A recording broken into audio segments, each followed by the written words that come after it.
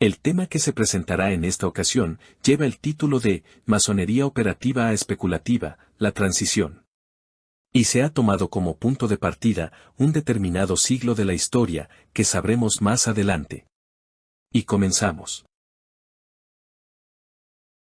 Siglo XII. Desde las épocas más antiguas, toda construcción tiene a un lado un lugar que se denominaba logia, del sánscrito loca, equivalente a la actual residencia de obra. Ahí se reunían los obreros, divididos jerárquicamente según su destreza, talento y antigüedad en el oficio, en 3 grados: aprendices, oficiales y maestros. La logia era dirigida por el colegio de maestros, encabezado por el maestro de la obra. En la logia, los maestros perfeccionaban los oficios, planeaban el trabajo, dividían y organizaban las tareas de la obra, de acuerdo a la especialidad, aptitudes y experiencia de cada uno de los miembros del grupo. El trabajo no tenía solo un sentido material, también poseía un fondo religioso. Siglo XIII. Previo al surgimiento de los gremios de constructores, surgieron primero allá por el siglo XIII en Italia el gremio de los comerciantes, posteriormente surge el gremio de los constructores a los que se les dio el nombre de gildas y ansas, y en el sur de Europa como caritas o fraternitas. En Londres en el año 1220 ya se comentaba sobre el santo oficio y el compañerismo que se practica entre los masones. En un documento proveniente de una guilda del año 1292 se menciona por primera vez el término logia, haciendo referencia al sitio de reunión de sus miembros. Las Cartas de Bolonia, fechado el día 8 de agosto de 1248, es una serie de estatutos y ordenamientos por medio del cual se regirá la conducta de los maestros constructores llamados del muro y de la madera. Este documento ha sido ignorado por los estudiosos de la historia de la masonería por el incomprensible empeño de querer resaltar que la masonería se originó en Inglaterra, cuando la historia nos prueba que no fue así. Cuando un masón alcanzaba el grado de maestro, se denominaba francmasón y podía circular libremente por todas las logias. Por ello, los conocimientos arquitectónicos y simbólicos fueron extendidos de manera relativamente rápida y homogénea por toda Europa. Durante las cruzadas, siglo XII y XIII, los templarios necesitaron de artesanos de la construcción para edificar los inmuebles, hospitales, albergues, templos, etc., que fueron disponiendo a lo largo de todo el trayecto a Jerusalén, de tal modo, que muchos constructores tuvieron que separarse de sus logias originales y partir individualmente a los lugares del camino a Tierra Santa, donde se requería de sus servicios.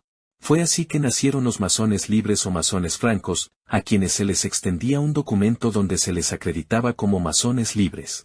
La expresión Freemason es una forma abreviada de Freistenmassen que significa piedra franca apta para el tallado y aparece, a principios del siglo XIII, en Inglaterra.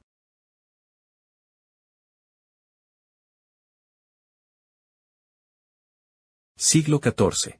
El texto más antiguo, considerado así por algunos historiadores de la masonería, que trata sobre el oficio de los masones, es el manifiesto que lleva por nombre, Poema Regius. Se estima que fue elaborado en 1390, y su nombre verdadero es el de Estatutos del Arte de la Geometría según Euclides. Se le da el nombre de poema porque está escrito en versos. Trata de la fundación de la masonería en Egipto por Euclides, de la introducción de la masonería en Inglaterra bajo el reinado de Adelstonus, rey sajón, que data del periodo 925-939, del siglo X. También contiene una serie de ordenanzas que indican la conducta que debe guardar un agremiado dentro y fuera de la agrupación y de los deberes para con la divinidad.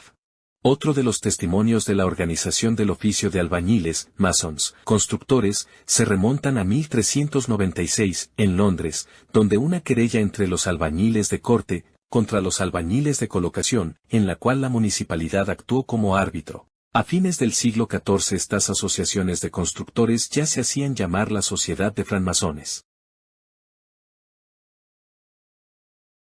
Siglo XV. En 1430, como consecuencia de la guerra con Inglaterra, Escocia se despobló y hubo necesidad de llamar obreros de Francia para que realizaran construcciones. De este modo llegaron a Escocia los antiguos misterios de los Collegium Fabrorum a los gremios de los masones franceses. Poco después la masonería franca era introducida en todo el país. Manifiesto de Cook alrededor de 1420 y conciernen a lo que se denomina Old Charges o antiguos deberes. Es la transcripción de una compilación que se remonta quizá a más de un siglo atrás. Se divide en 2 partes. La primera es una historia de la geometría y de la arquitectura. La segunda es un libro de deberes referentes a la organización del trabajo, consejos de orden moral y religioso y reglas relativas a la vida social de los masones. El término especulativo aparece ya en este documento. En este siglo XV, se abre una nueva época, que anuncia el renacimiento cultural en Europa. Y en la historia de la masonería, dos factores coadyuvaron a producir este movimiento. 1. La caída de Constantinopla y Grecia en manos de los musulmanes, lo que obligó a muchos hombres con medios e instruidos a refugiarse en Italia, trayendo consigo manuscritos de los escritores griegos, así como antiguos textos herméticos y filosóficos que habían traducido los estudiosos árabes. 2. La invención de la imprenta y el papel, que permitió una amplia difusión del conocimiento. Estos eventos dieron como resultantes: el descubrimiento de América, los viajes de conquistas de los nuevos territorios descubiertos, la reforma religiosa que dividió la Iglesia Católica Romana y la Iglesia Católica de Inglaterra.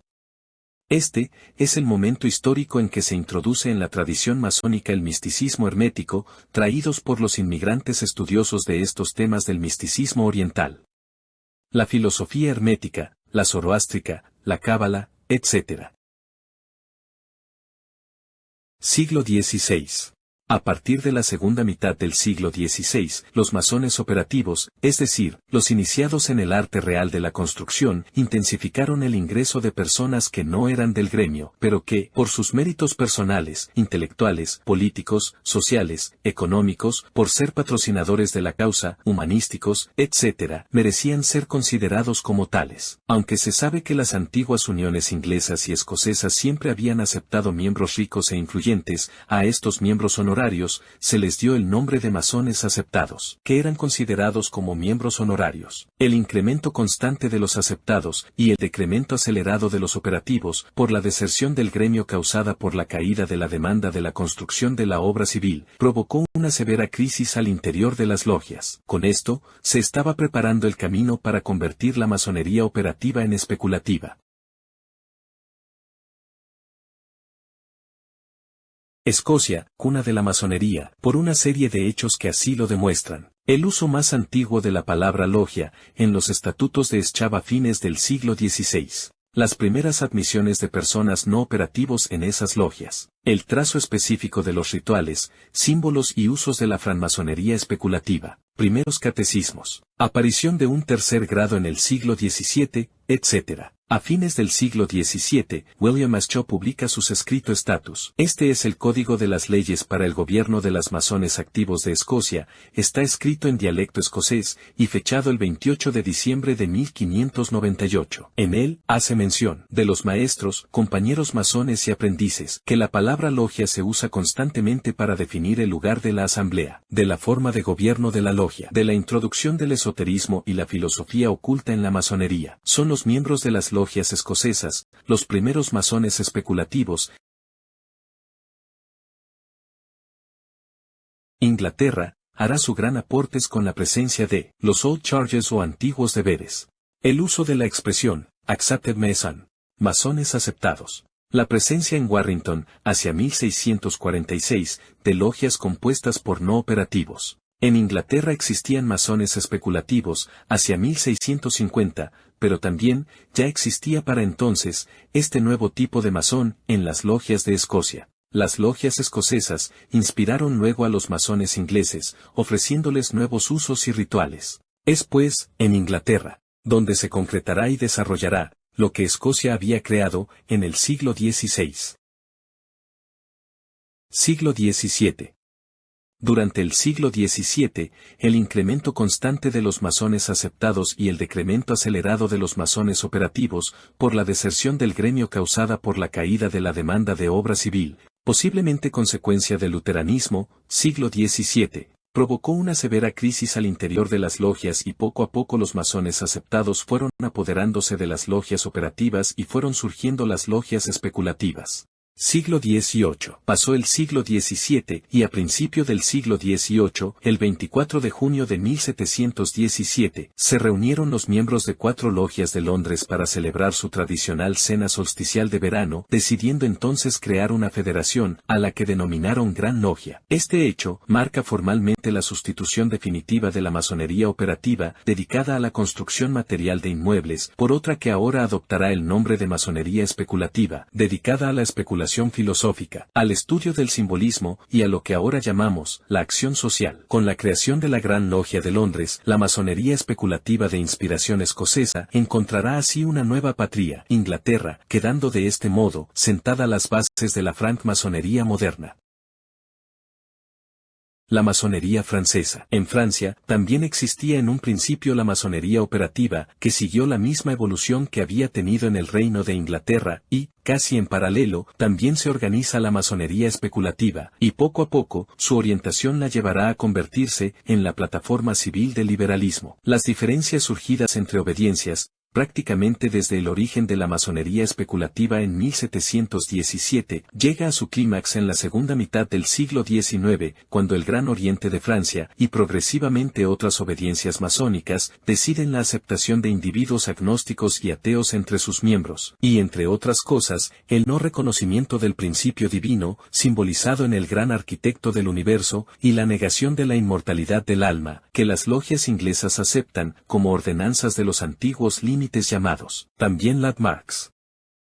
De esta diferencia de criterio, surgió, por un lado, una masonería de sistema anglosajón, que se llama a sí misma regular, que difícilmente reconoce a las otras, y por el otro, una masonería liberal y regular, compuesta por, prácticamente, las demás logias, ritos y obediencias, no reconocidas por la anglosajona como regulares.